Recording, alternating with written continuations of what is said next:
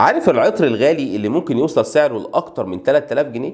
في مكون سري بيخلي ريحته سحر اسمه المسك الطبيعي. بس السؤال هو المسك ده بيجي منين؟ من ورد؟ لا خالص، بيجي من غزال اسمه غزال المسك. الغزال ده مش زي اي غزال، صغير في الحجم ومالوش قرون وبيعيش في جبال وغابات اسيا خصوصا في التبت والنيبال والهند، وبيستخبى وسط الاشجار وبيطلع وقت الليل بس، يعني نادر جدا تشوفه. انما الاغرب الذكر بس هو اللي عنده غده المسك، ودي موجوده في بطنه قريبه جدا من فتحه الشرج. الغده دي بتفرز ماده بنيه تقيله ريحتها فظيعه اول ما تطلع، بس بعد ما بتتجفف وتتخمر بتتحول لاغلى وارقى ريحه في عالم العطور. يستخرجوه ازاي؟ للاسف الطريقه التقليديه كانت انهم يقتلوا الغزال ويطلعوا الغده من بطنه، وده عمل ازمه كبيره لان الغزال نادر اصلا. وتخيل علشان نعمل كميه صغيره من المسك ممكن تحتاج تقتل اكتر من 10 غزلان. عشان كده دلوقتي في قوانين بتحظر صيده وبيتحط تحت بند الحيوانات المهدده بالانقراض، وبعض الدول بقت بتحاول تاخد المسك من غير ما تقتل الغزال، بس العمليه صعبه ومكلفه. فالسؤال هنا بقى، هل فعلا نقطه عطر تستاهل ان كائن حي يروح حياته،